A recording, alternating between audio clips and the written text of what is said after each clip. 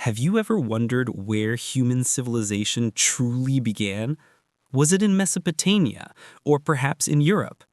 What if I told you the story starts right here, in Africa, the cradle of humankind?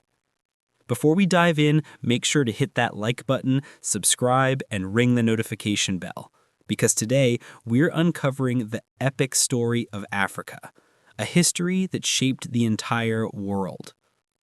Africa is often called the birthplace of mankind.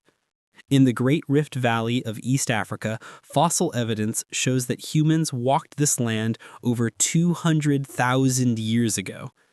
Ancient tools, cave paintings, and skeletal remains prove something remarkable. Africa isn't just part of history, it is where history itself begins. From the first humans who shaped stone into tools to the rise of powerful kingdoms, Africa's story is one of innovation, resilience, and greatness. Long before the world knew Rome or Greece, mighty civilizations thrived here. But Africa's history is more than just ancient ruins. It's the story of empires built on gold, cities filled with scholars, warriors who defended their land, and visionaries who shaped freedom. Today, we'll journey across millennia to uncover the story of Africa, the land that gave birth to humanity and continues to shape our future. Long before Greece and Rome, African civilizations flourished. Egypt, along the Nile River, rose the civilization of Egypt, home of the pyramids, pharaohs, and hieroglyphs. But Egypt was more than its monuments. It pioneered mathematics, medicine, engineering, and astronomy. Its influence reached far beyond Africa, shaping the ancient world. Nubia and Kush, south of Egypt in what is now Sudan, stood the kingdoms of Nubia and Kush, known as the Land of Gold. Their kings and warriors were so powerful that they once conquered and ruled over Egypt itself, leaving behind pyramids that still stand today. Carthage, to the north in present-day Tunisia, the city of Carthage became a great naval empire. Its fleets dominated the Mediterranean, and its generals, like Hannibal, marched war elephants across the Alps to challenge Rome itself. For centuries, Carthage was the superpower that Rome feared most. Aksum, in the east, in today's Ethiopia, the kingdom of Aksum rose as one of the world's greatest trading hubs. Connected to India, Arabia, and the Mediterranean, Aksum grew wealthy on commerce. It became one of the earliest Christian kingdoms, leaving behind towering obelisks and churches carved directly into stone. West African kingdoms, and across the Sahara in West Africa, new empires began to emerge. The Ghana Empire flourished between the 7th and 13th centuries, growing rich from its control of gold and salt. Its wealth was so vast that Arab travelers wrote in awe of its kings. As centuries passed, Africa became the very center of global trade. The trans-Saharan trade routes stretched across deserts, connecting West Africa with Europe and Asia. Caravans of camels carried salt, gold, ivory, and knowledge across thousands of miles. The Ghana Empire, known as the Land of Gold, rose between the 7th and 13th centuries. Its powerful kings controlled the flow of gold and salt, becoming some of the wealthiest rulers of the age. Travelers described markets filled with treasures and armies strong enough to guard the empire's riches. The Mali Empire. In the 13th century, Ghana gave way to the Mali Empire, one of the greatest empires in African history. Under its legendary ruler Mansa Musa, Mali reached new heights of wealth and influence. Musa is often called the richest man who ever lived. His famous pilgrimage to Mecca in 1324 stunned the world. So much gold was spent that it disrupted economies for years. Mali was also home to the city of Timbuktu, a beacon of learning where scholars, poets, and scientists gathered from across the Islamic world. The Songhai Empire. By the 15th century, Mali was succeeded by the mighty Songhai Empire, one of the largest states in African history. Its cities, Gao, Jen, and Timbuktu, became vibrant centers of trade, culture, and Islamic scholarship. Universities and libraries flourished, holding thousands of manuscripts that still survive today.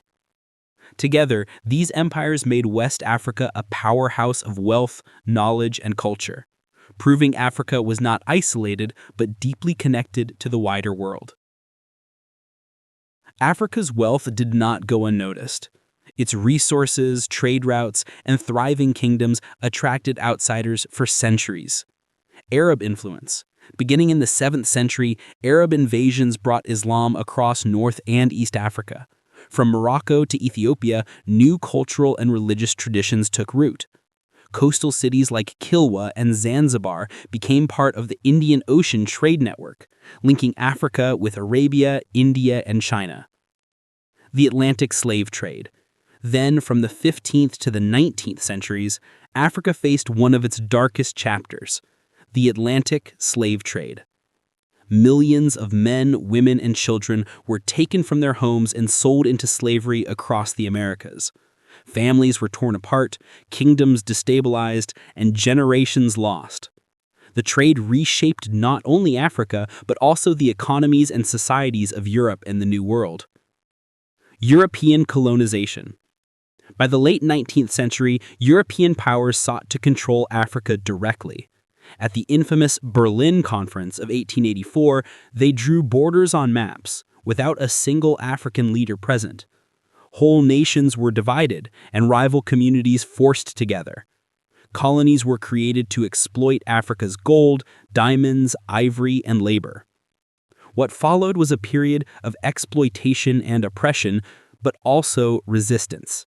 Across the continent, Africans rose up, refusing to let their land and spirit be broken. But Africa never gave up. For centuries, its people fought to defend their lands, their cultures, and their freedom.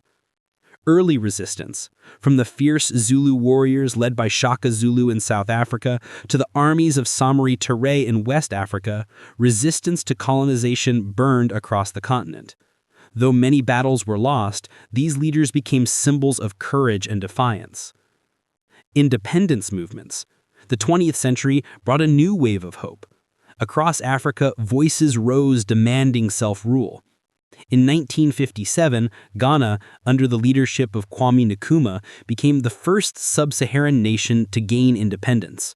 His victory inspired movements across the continent. South Africa's struggle.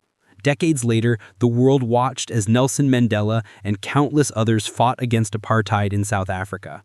After years of struggle and imprisonment, Mandela walked free, becoming a symbol of freedom not just for Africa, but for humanity. Africa is young, diverse, and filled with potential. With over 1.4 billion people speaking more than 2,000 languages, it is one of the most vibrant and diverse continents on Earth.